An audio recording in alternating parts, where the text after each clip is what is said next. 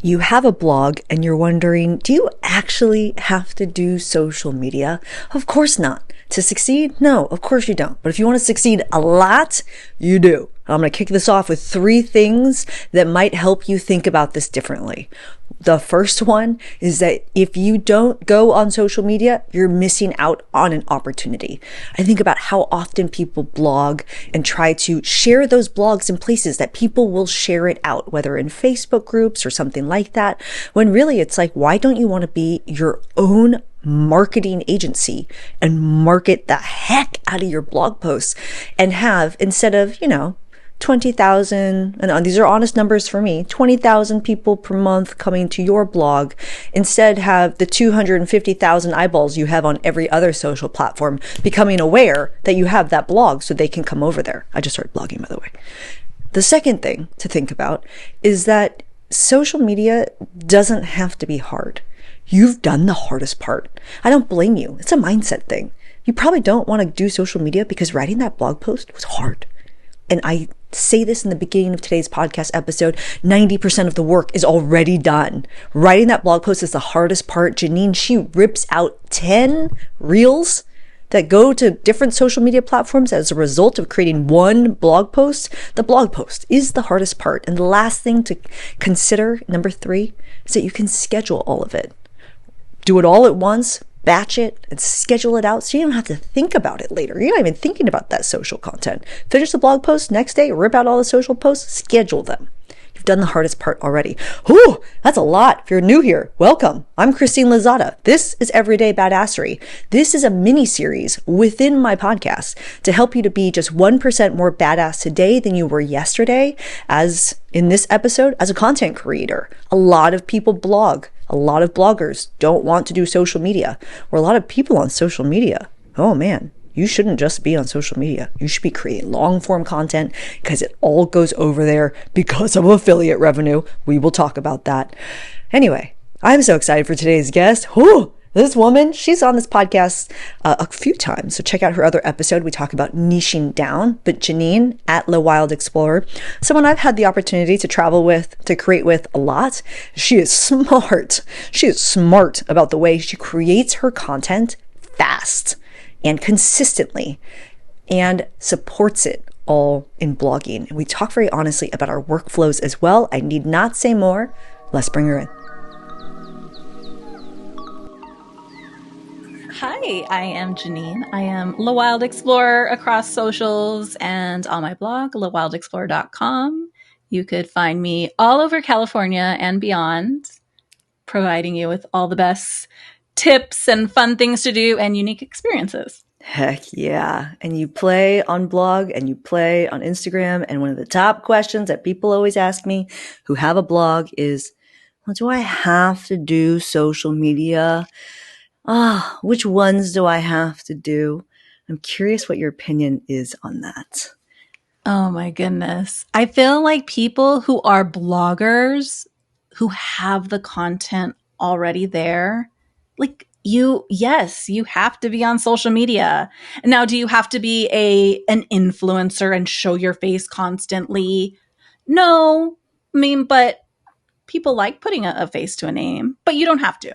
You don't have to. And I think, bloggers aren't, I don't know, they kind of have like this like upper hand where they have all this content already. Like, and you want to use social media to pull extra eyes to your content.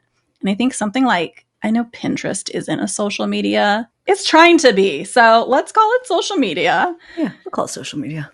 I would. And I feel like that's just such an easy gateway. Anything visual, Instagram, TikTok. And I know, or I don't know if I know this, but photos versus videos. If you're a photo person, and I think a lot of bloggers do enjoy taking photos or taking photos for their blog content. The last thing they want to think about is probably doing video as well, but we're just in a space where video is just becoming more and more it's relatable. Prevalent. It's important because it's very relatable because it's oftentimes handheld. But I think you're making a first really good point, which is if you blog, you've done the most and the hardest part already. Like literally you are 90, in my opinion, over 90% over the mountain. Like it is so hard to thoughtfully create the blog post, write all the things, lay it out, do the SEO, blah, blah, blah. Now you just have to take your humongous turkey and carve off a piece and make a turkey sandwich and a turkey grilled cheese and a turkey wrap and a turkey salad. Like you're using the leftovers for everything else. And I think it's important to know that the hardest part is over. And now the new hard part is getting over yourself and making less perfect content in other places, because social media, and sometimes, if you're a photographer, it might not be imperfect, but social media is a place where people are trying to have human and human-like experiences, look at relatable content, see themselves traveling in a place, and they can absorb the little sandwich sizes, the little snack sizes of what you've created at your blog. And so I think social media is super important, because if I think, and I always tell people this when I do social media strategy calls, I think about this in terms of circles. And I'm curious what your reaction to this is, Jeanine. The circle of people who are watching you on Instagram, how many people of that circle overlap with the people that read your blog? Because for me, I would say about 5% of my audience who watches me on Instagram, 5% of them read my blog. I would say about half of them watch my YouTube channel. And I would say about 30% of them are also on my TikTok. And I would say about 2% of them are reading my LinkedIn posts. And maybe about 10% of them are watching what I'm putting on Pinterest. But this is all relative to what the algorithm will actually put in front of people. Because even though I might have a following of 5 people, the algorithm might only show it to 1 or 0 people, depending on how it feels about me that day. What's your reaction to that? Like different audiences on different platforms for you. Right. Yeah. My overlap, I feel like, is very small. So why not repurpose? Like you're doing yourself a disservice. Like, and again, with blogging, you've done like over 90% of the work. It's really repurposing at this point. Sure, you have to maybe come up with some videos, but you already have all the captions, which I feel like everyone, hardest part, people get stuck on. So you're editing down your copy, right? And with one blog post, you could create so many different Instagram posts, different TikToks, different whatever. Hey, it's Christine. I want to interrupt really quick because I want you to pause and think about what Jeanine is saying. She's taking this long form blog post and she's turning it into a ton of social posts. And she's saying, right, not everyone, the algorithm isn't going to show you every single thing. You never know where someone's going to come in at. And so let's say someone sees a reel that's specific about the tour that she did with Get Your Guide. And then they see the second reel, or maybe they don't, but a whole second group of people sees, travel to XYZ destination and stay at ABC hotel. And she booked it through booking.com. What's amazing about this is that this is free marketing for her when she posts it to these social platforms that will drive people to her long form content on her blog. And there, all together, you'll be able to read about all the tours she took with Get Your Guide, all of the different hotels she stayed at and booked through booking.com. And you can too. This is where today's sponsor comes in because it's so smart. Travel Payouts. I am an affiliate partner with them as well. And what happens, if you're unfamiliar with this, is when your audience copies your travel and clicks on those links and books the same travel as you, you get a portion of that revenue. Why? Because you have given the value of creating the content, inspiring the trip, and helping someone to discover the hotel, the Get Your Guide, the tour guide, the car rental, the bus ticket, the whatever it is. It's part of it. right? But her social posts might be about different individual sections of her blog.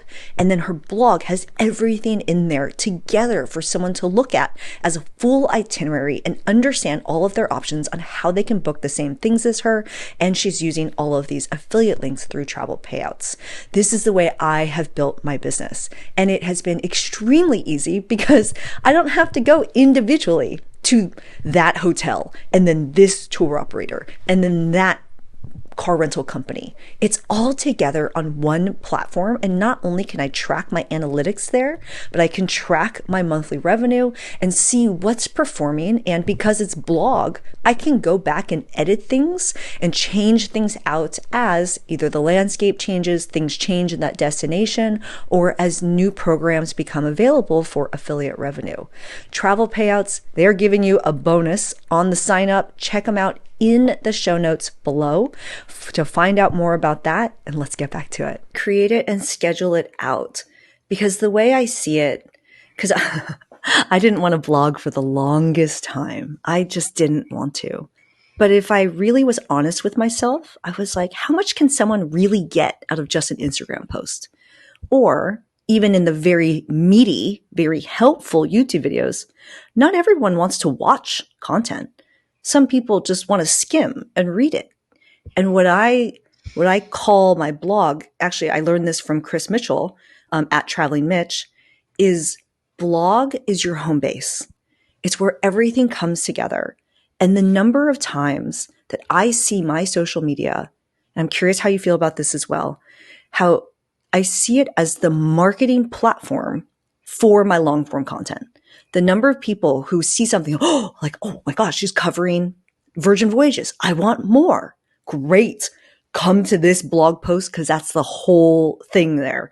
And that home base has my YouTube embedded, my 3 Instagram posts, my 1 YouTube short, my TikTok, my 3 tweets. It has everything as a home base there, and they can consume. And like my time spent on page is pretty long because I have a lot of like different kinds of visual content from different platforms in each of my posts. What's your reaction to that? Like, how often are you sending your audiences to your blog content? I try to do it as much as I can. I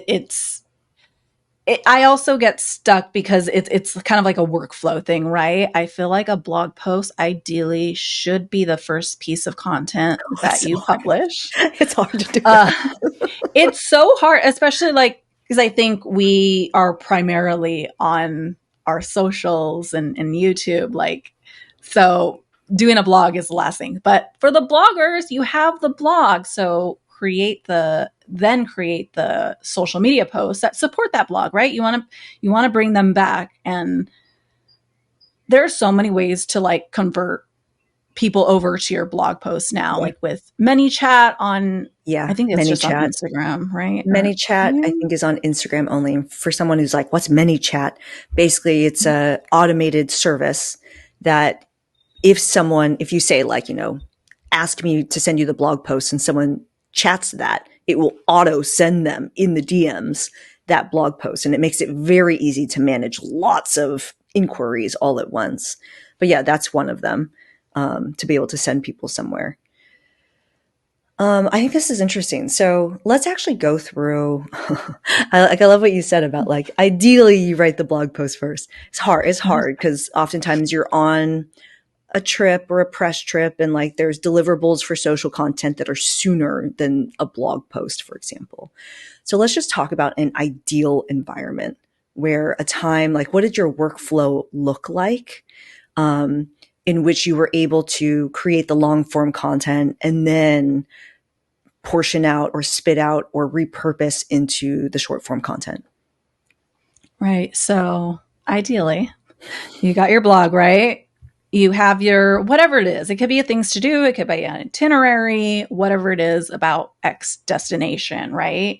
And obviously in that blog post, you have, your H2s and H3s, which can become its own individual pieces of social media content. Right. So based on one blog post, I could probably schedule out at least 10 reels and or posts. And it could be more, it could be a little less. It could be, I have 7 of them are informative. It's a top 5 things to do. It's a photo spots. It's a day in, whatever, right? And then you could have your little aesthetic, like, clinking glasses at sunset or whatever. But they're all supporting that blog post, and you're trying to like grab people back, let them know, like, you want more? Go to my blog post. Don't go back, 3 posts back and find more and 5 posts and wait, I have upcoming posts. Send them to the blog post. It's easier for everyone. No follower is seeing 100% No, of your post anyway. it's so true. I think so. That point is really important because one thing I always talk about is the spider web. You never know where someone is going to come in at, but you need to draw them in, and the end point. I mean, you, the spider that's going to suck their blood, not actually in the situation, is the is the blog. You want them to come in to read the blog, because on the blog, that's where the affiliate links, places that maybe sponsored content that you are actually monetizing off of the content you've created, or maybe it's a deliverable. That blog is a deliverable to the destination marketing organization or PR firm or tourism board that you are working with. And so it's bringing them back there. So I would say really quickly, my workflow, what it looks like a little bit different because I'm YouTube. And on YouTube, it's hard because you have one shot. You have one shot to spit it out correctly. You can get creative afterwards on like how you can try to voice over things if you didn't spit it that correctly, but that's a lot of extra editing work. Is that prior to the trip, to come up with my equivalent headlines, my H2s, my H3s, I'm doing keyword search on YouTube specifically, trying to figure out what angles I'm going to be talking about things, even doing things like looking at competitive videos, seeing if they're actually doing a good job of covering that topic, reading their comments. What kinds of questions are coming in? Like, what are people asking for that isn't covered yet? Because I don't want to verbatim create the same thing as someone else. I want to create my own content for my audience and draw from all of these different recipes. What is my eventual recipe going to look like that I will make? And then I make the video. And then after that, like, I am actually using AI to use my transcript to spit out my blog post. And then I'm using literal H2s and H3s headlines for keyword search that I've done for blog. And I'm saying, hey, AI, like, these are the headlines I want. Use this transcript. So it's literally in my tone. And then from there, I am spitting out the YouTube video, the blog post, and then the supporting social content that goes with it. And for me, one of the ways I manage the horizontal video for YouTube versus vertical video for all the other social channels is I film them on 2 different cameras. And that helps a lot because everything is on one micro SD card versus on a different one. That helps me to manage all of it. You have any reactions to that? I have a lot of reactions. I knew that you used 2 cameras. Oh yeah, we've filmed together before. which I think it sounds crazy at first. You're like, oh, another piece of gear and another this. But, and knowing, like, I've tried to like crop stuff. Like you can't do it on one camera. It's hard. So it's hard. Like the crop does not come out the same. So even though it sounds like a lot, you're making it easier for yourself. Mm-hmm. And I actually see it as like something as simple as like, oh my gosh, you have 2 like mirrorless cameras. No, I have one iPhone and like one GoPro, or one iPhone and one 360 camera, or something like that just makes it a little bit simpler. All right. So you've gotten a taste of what these workflows have looked like. Jeanine, where can people find you? They could find me on Instagram at Wild Explorer, TikTok, Pinterest, and my website, thewildexplorer.com. Ooh, actually, you know what? I like to keep it real. Let's leave people with one, like, what's one mistake you've made? Mine was not starting my blog sooner. I didn't have that hub for people, and I always depended on asking people to go watch the YouTube video, but not everyone wants to watch long form content. People need the blog to be able to read, which is why I'm like, you've already done 90% of the work by writing the blog. What would your mistake be? Not blogging enough. Not blogging enough is one. I'll give you another quick one. Learning SEO from the beginning.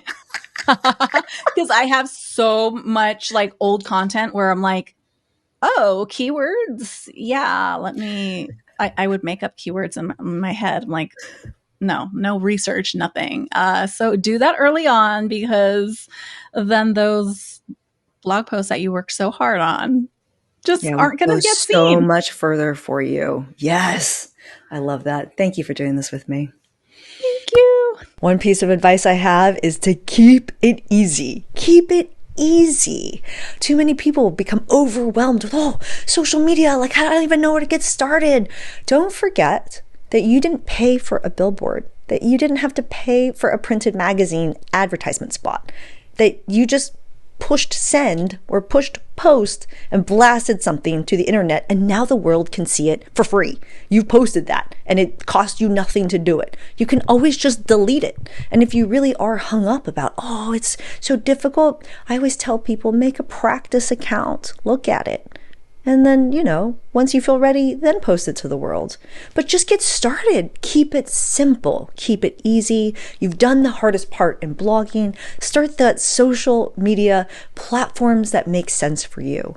Think about the way people act on each of those platforms, right? On Instagram, it's a constant scroll. On TikTok, it's, hopefully someone watches more than 3 seconds of that TikTok video.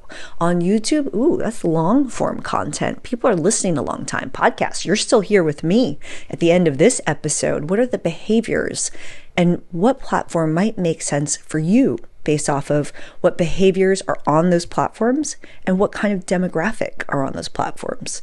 You might have, now these days, less young people and more everybody on TikTok, but generally speaking, Pinterest is a very female-driven place, for example. So think about that as you decide what makes sense for you, but don't forget, keep it easy. This is part of a podcast series, Connect with Jeanine, Connect with Me. I'm at Christine Lozada everywhere. Check out the mini series. There's so many episodes in here to help you out. Check the show notes. Lots in there for you. I'll see you in the next one. Ciao.